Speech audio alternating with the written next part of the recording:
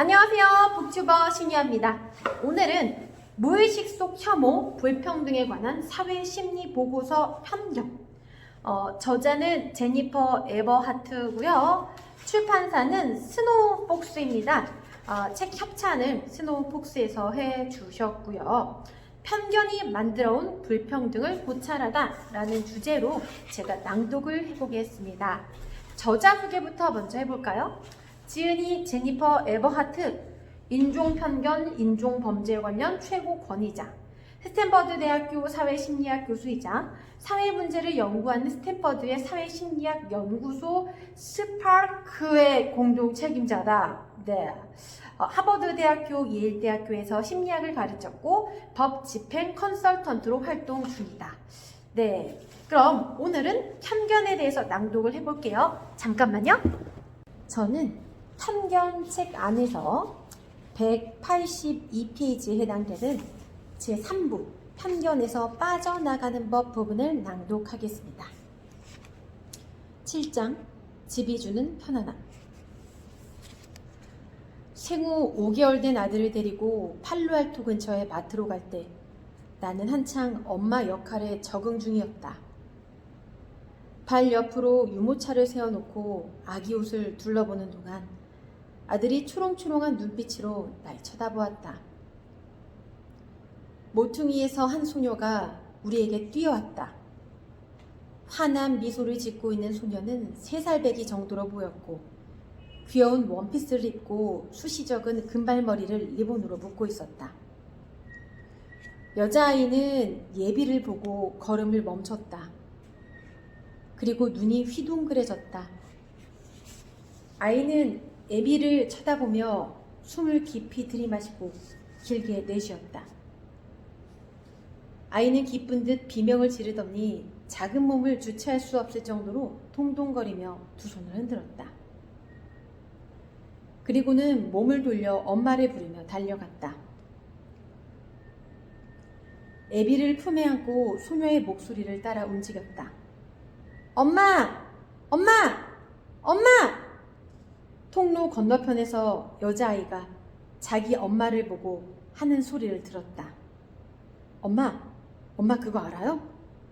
아이는 자기가 알게 된 사실에 전율을 느끼는지 목소리가 떨렸다. 내가 뭘 봤는지 알아요? 갈색 아기예요. 갈색 아기요. 저기에 갈색 아기가 있어요. 신바람이 난 그 아이가 너무 천진난만해서 그저 웃음이 났고 애비의 커다란 갈색 눈망울을 바라보며 생각했다. 그래, 애비는 갈색 아기야. 애비의 피부는 밀크 초콜릿색이고 머리카락은 여러 농도로 구릿빛 갈색 곱슬머리였으며 그날 갈색 우주복을 입고 있었다. 여자아이와 아이의 엄마가 있는 모퉁이로 향했다. 너무 귀엽고 웃긴 일이라고 생각했다. 얼굴에 미소를 띤 채 모녀에게 다가갔다. 아이의 엄마는 몹시 당황한 듯 보였다. 흰 피부가 새빨개졌다. 얼굴, 목, 가슴까지 전부 그녀의 부끄러움을 드러냈다. 입 밖으로 꺼내서는 안 되는 말을 한 딸에게 내가 어떻게 반응할지 걱정이 큰 것 같았고 아마도 내가 미소를 짓고 있는 걸 못 본 것 같았다. 그녀가 서둘러 아이를 데리고 자리를 뜨는 모습을 지켜보았다. 몇 걸음 전에 나는 우리가 이 순간을 함께 나눌 수 있을 거라 상상했다. 난 엄마가 된 지 얼마 되지 않았고 그녀의 딸처럼 눈이 휘둥그레진 채로 이 새로운 역할에 참여하던 중이라 그녀와 동질감을 느낄 수 있을 거라 생각했다. 잠깐의 만남으로 피부색이 기쁨과 분열, 양쪽 모두에 영향을 미친다는 것을 목격했고 그녀가 황망히 자리를 떠나서 그 구분의 경계를 넘어설 기회가 없었다. 우리 가족은 코네티컷 뉴헤이븐에서 아직 흑인 인구가 2%밖에 되지 않는 캘리포니아 팔로알토로 막 이사를 온 참이었다. 우리는 스탠퍼드 캠퍼스 끝자락에 자리한 콘도 건물에 살아서 날마다 수백 명의 얼굴을 보지만 지금까지 본 다른 흑인이라고는 주차해둔 차로 가거나 쓰레기를 버리러 나오는 콘돌리자 라이스뿐이었다. 이런 은근한 차별은 실리콘밸리만의 독특한 현상이 아니다.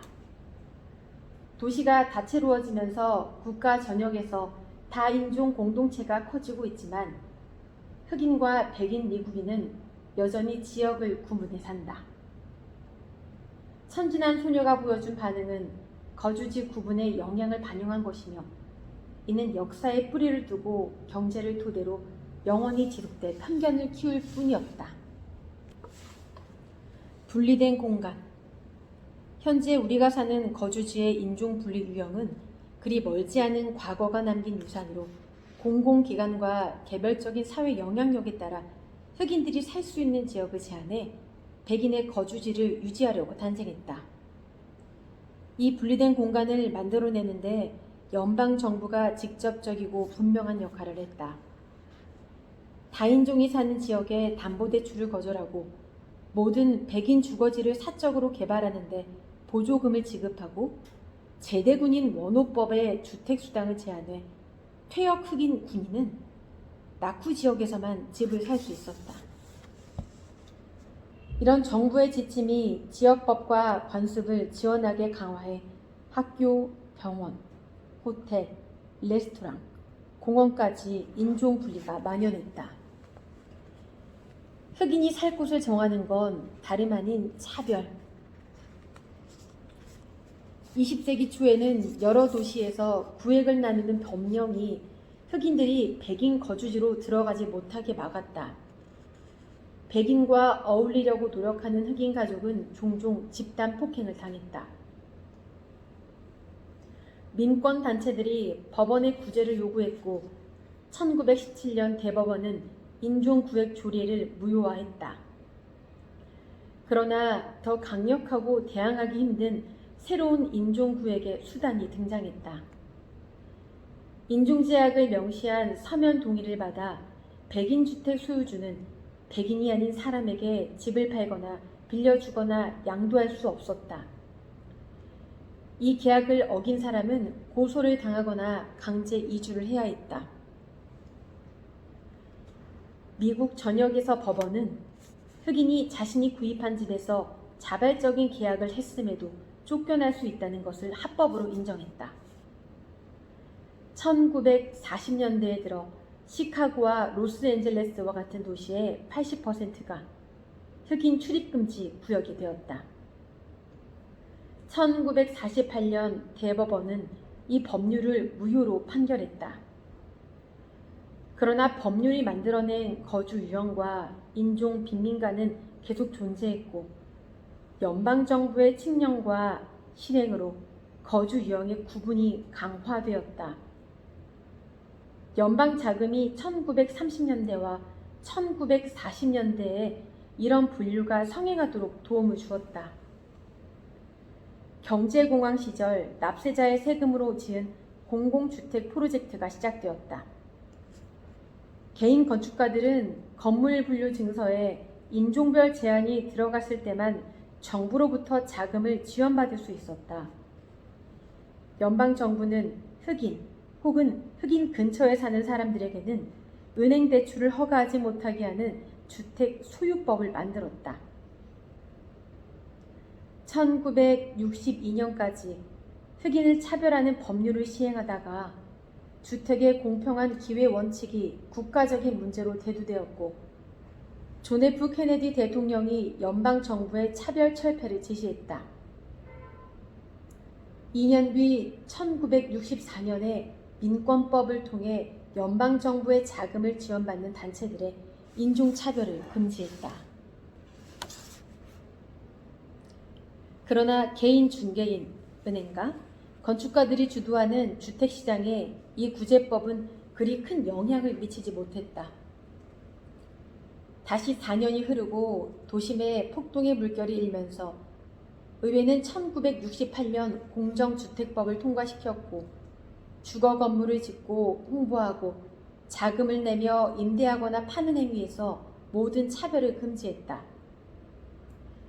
이 무렵 정부가 허가했던 편견의 수단들이 이미 만연해 생활 편의 시설이 적고 낡거나 싼 자재로 짓거나 산업 공해를 내뿜는 공장들로 가득 찬 바람직하지 않은 지역으로 흑인 가족들을 강제로 밀어냈다. 이러한 차별 관습의 잔재가 오늘까지 이어져 흑인과 흑인이 사는 공간에 오명을 싹틔운 고정관념을 키웠다. 고정관념이 우리 삶의 가장 기본적인 거주지 결정 과정에 큰 힘을 발휘한다는 사실이 연구를 통해 드러났다. 아프리카의 미국인들은 다른 집단과 분리된 지역에 사는 경우가 많다. 주거 고립은 크고 작은 모든 도시의 사회 경제 분야로 확산되었다. 그리고 문서화하기 충격적일 정도의 편견과 결합했다. 백인의 절반 이상이 흑인 거주 비율이 30%가 넘는 지역으로 이사가지 않겠다고 하는데 그 지역의 주택은 관리가 잘 안 되고 범죄율이 높을 거라고 믿기 때문이다. 실제로 사회학자 링컨 퀼리언과 디바 페이저의 연구를 살펴보면 지역에 흑인이 많을수록 실제 통계 수치와 상관없이 사람들은 범죄율이 높을 거라고 생각하는 것으로 나타났다. 이 생각은 두려움, 편견과 연관성이 있다. 자신이 사는 동네가 흑인화될수록 백인들은 그들이 범죄의 피해자가 될 거라고 예상하는 것이다. 한 공간에 흑인이 있고 없고의 여부가 위험의 진짜 지표가 되어 안전의식을 왜곡하고 위험에 대한 사람들의 생각에 편견을 주입한다. 인종은 물리적인 상태에 대한 판단에도 영향을 미친다. 사회학자인 로버트 샘슨과 스티븐 로덴부시가 동네에 흑인이 많아지면 사람들의 관점이 왜곡되는 것을 발견했다. 심지어 그래피티, 판자로 막은 집들, 길거리와 쓰레기와 같이 측정 가능한 징조에 반응한 것이 아닐 때도 마찬가지였다.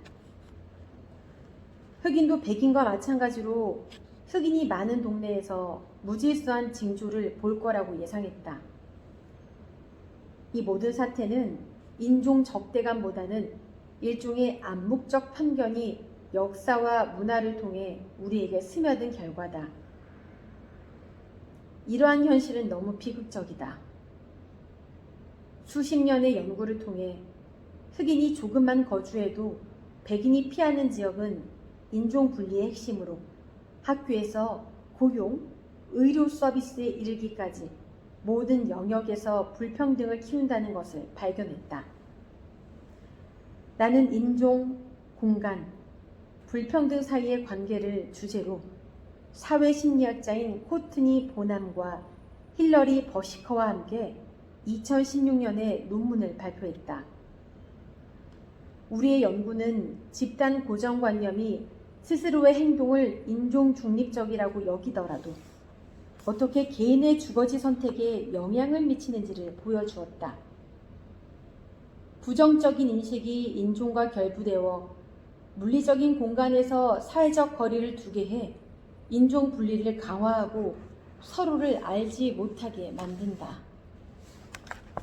우리는 한 온라인 연구에서 참가자들에게 흑인과 관련된 공간의 특징을 목록으로 작성해달라고 요구했다. 그 특징에 대해 모두가 보편적으로 동의한 것은 다음과 같다. 가난하고 범죄가 만연하고 황폐하고 위험하고 더럽다. 사회 집단에 대해 고정관념을 공유하듯 그 집단이 점유한 공간에 대해서도 고정관념은 마찬가지로 작동한다.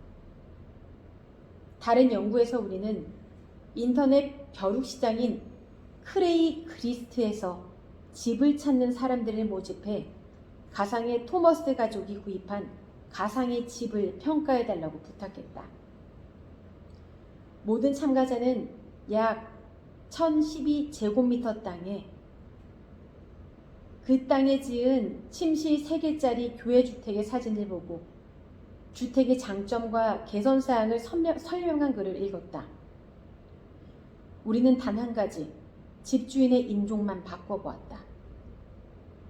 실험 참가자 일부에게는 집의 빈방에 서 있는 말쑥한 흑인 가족의 사진을 보여주고, 다른 참가자들에게는 같은 장소에서 찍은 백인 가족의 사진을 보여주었다.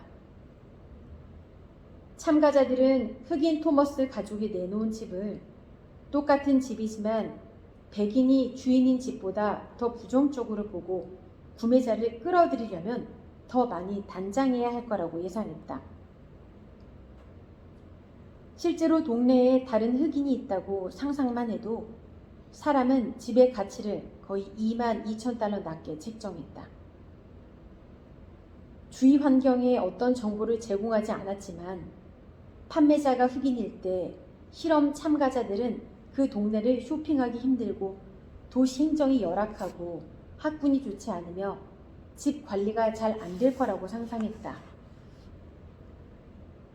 이러한 생각에는 부동산 역사에 뿌리를 둔 인종차별적 인식이 반영되어 있다. 50년 전에는 대출기관에서 지도에 흑인이 사는 지역을 빨간 펜으로 표시해 두고 그곳에 집을 사려는 사람에게 그 지역은 열악해 가치를 보존할 수 없어서 자금 투자를 하기 너무 위험하다고 대출 승인을 거절했다. 이렇게 특별 경계 지역을 지정해 둔 것이 인식과 현실에 모두 영향을 미쳤다. 편견이 없는 구매자들에게 흑인 토머스 가족의 사진을 보여주었을 때도 부정적인 공간 관련 연상이 이루어져 참가자들이 그 동네에 공감하지 못했다. 흑인 가족이 이사를 나가도 그들이 그곳에 살았다는 이유로 그 집의 가치가 떨어졌다. 집의 가치가 떨어지는 데에는 심지어 사진조차 필요하지 않다. 우리가 실행한 한 연구에서 참가자들에게 잠재적으로 위험한 화학공장을 지을 부지를 찾는 화학공장 직원의 관점에서 대답해달라고 요구했다. 실험 참가자 절반에게는 주로 흑인이 사는 지역을 고려해달라고 했고, 나머지 절반에게는 주로 백인이 사는 곳을 보여주었다. 참가자들이 흑인 동네를 살필 때 그들은 그곳이 이미 산업시설이 들어서 있다고 여기는 경향이 컸고, 동네의 친근감을 느끼지 못하고 동네에 화학공장을 짓는다고 해도 크게 반대하지 않았다. 흑인들이 사는 공간의 전형적인 이미지가 인종 불평등의 지지를 받아 실험 참가자들에게 흑인이 사는 곳은 오염이 되었다는 생각을 하게 만들었다. 그리고 그런 이미지가 그 공간을 더 보호하고 현재 존재하는 환경적 위험에 타협하는 쪽으로 기울었다.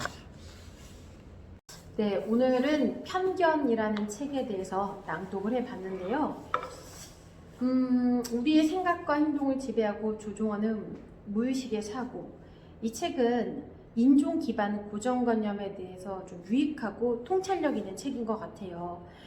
흔히들 우리가 이 세계에는 황인종, 백인종, 흑인종 다양하게 살잖아요. 그런데 백인에 비해서 흑인은 좀 뭔가 우월하지 않은 것 같다. 그리고 미국이나 유럽이나 그런 나라에서 볼 때도 아직까지도 인종차별에 대한 것은 남아있는 것 같기는 해요. 곳곳에 예전에 비해서 덜하긴 하지만. 근데 이 책은 그 인종차별이 일상 곳곳에 어떻게 스며들었는지, 그리고 왜 우리가 인종차별을 하면서 편견을 가져야만 하는 건지, 그거에 대한 놀라운 그런 통찰력, 그리고 이 저자 자체가 왜 인간이 그런 건가, 그러지 않아야 되는 방법은 무엇인가 라는 것들을 말하고 있어요. 근데 비단 여기에서 인종에 관련돼서 이야기를 했지만은 우리 인간들은 보편적으로 인종뿐만 아니라 편견이 좀 있긴 있는 것 같아요. 예를 들어서 뭐 많은 사람들이 그렇게 생각하는 것 같기도 하고 아닌 것 같기도 하고, 사람에 따라 그 살아가는 방식도 다르고 가치도 다르잖아요. 근데 뭐 체구가 많이 크다라고 하는 사람들이 보면은 어떤 사람은 저 사람은 좀 자기 관리 안 하는 사람, 이렇게 낙인을 찍어버리거나 또 편견을 하기도 하고, 또 다른 예로 너무 깔끔한 사람을 보면은 저 사람 너무 예민할 것 같아, 이런 편견이라는 게 있잖아요. 근데 비단 여기에서는 인종적인 부분에 대해서 구체적으로 이야기를 했지만은 저는 이 책을 통해서 우리 곳곳에는 아직도 편견과 고정관념이 좀 많이 있다라는 생각이 들었고, 나 또한 아마 무의식 중에 편견이 있지 않을까 싶기도 하고요. 그래서 이 책을 읽으면서 저는 편견이 만들어온 불평등을 고찰하다라는 주제를 토대로 또 많은 생각을 해보게 된 것 같아요. 그래서 여러분들이 저는 좀 고정관념이 강해요. 제 성격 자체가 좀 편견이 좀 심한 편이에요 라는 분들은 이 책을 읽어보면은 많이 좀 완화가 된다거나 도움을 받으실 수 있을 것 같습니다. 그래서 오늘은 편견이라는 책을 소개를 해드렸습니다. 네, 다음 영상에서 또 알찬 책으로 찾아뵙도록 하겠습니다. 그리고요, 신유아TV 좋아요, 구독, 알림 설정 부탁드려요. 아시죠?